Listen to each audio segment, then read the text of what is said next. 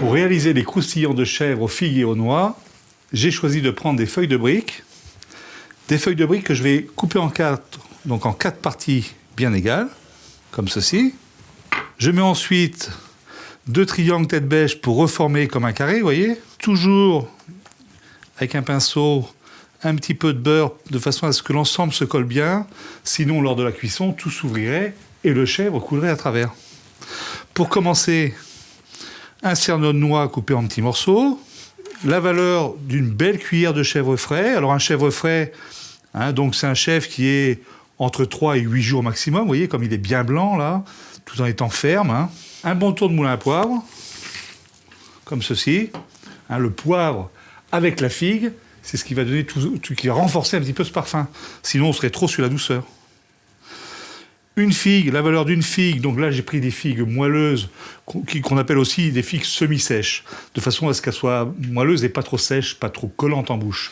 Donc une fois mon montage terminé, je plie l'ensemble, donc vous voyez, en ramenant bien les coins comme ça. Voilà, si vous trouvez que ça colle pas assez, vous pouvez rajouter un petit peu de beurre fondu comme ça, pour que l'ensemble colle bien. Voilà, donc l'objectif c'est de faire une jolie petite forme. Et ensuite, au dernier moment, quand notre salade sera prête, on n'aura plus qu'à passer ces croustillants 4 minutes à un four bien chaud, 220 degrés, et le tour sera joué. Pour accompagner les croustillants de chèvre aux figues et aux noix, donc j'ai choisi une mesclun et quelques carottes que nous allons assaisonner avec une vinaigrette au vinaigre de cidre et au miel.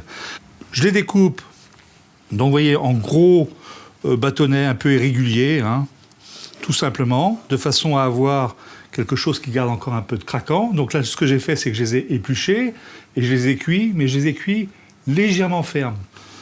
Donc les carottes, bien sûr, orange et jaune, cuites dans la même eau. Par contre, les carottes violettes, cuites à part.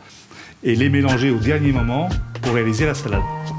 Pour réaliser la vinaigrette au miel, donc bien sûr, un petit peu de miel, mais de miel de préférence liquide, de façon à ce qu'on puisse bien le mélanger à travers la vinaigrette. Alors, surtout pas trop. L'objectif, c'est de ressentir la saveur du miel, mais pas le côté sucré. Ensuite, le sel dès le démarrage. Un bon tour de moulin à poivre. Et vous mettez ensuite le vinaigre de cidre bien chaud, de façon à ce que le sel fonde bien et que le miel également devienne bien liquide avant de rajouter l'huile. Donc, une belle cuillère de vinaigre de cidre chaud. Je fais bien fondre, vous voyez, regardez, mon miel tout de suite se dissout. Le sel, on sent le sel qui commence à fondre et on l'entend plus crisser sous la cuillère. Je vais rajouter 2 cuillères d'huile de colza et ma vinaigrette est maintenant terminée. Je vais venir mettre les carottes que j'ai découpées donc au préalable en petits bâtonnets. C'est les carottes bien assaisonnées comme ça qui vont venir assaisonner l'ensemble de la salade dans l'assiette. J'ai dressé mes salades, les carottes bien assaisonnées sont venues assaisonner l'ensemble de la salade. Les croustillants, 4 minutes à four bien chaud, 220 degrés. Donc au dernier moment.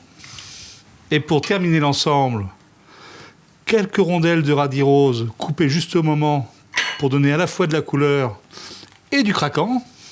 Et quelques graines de sésame qui vont venir coller un petit peu sur l'ensemble des légumes. Eh bien, c'est terminé pour aujourd'hui. Je vous donne rendez-vous en cuisine la semaine prochaine pour une nouvelle recette. All that he has given to the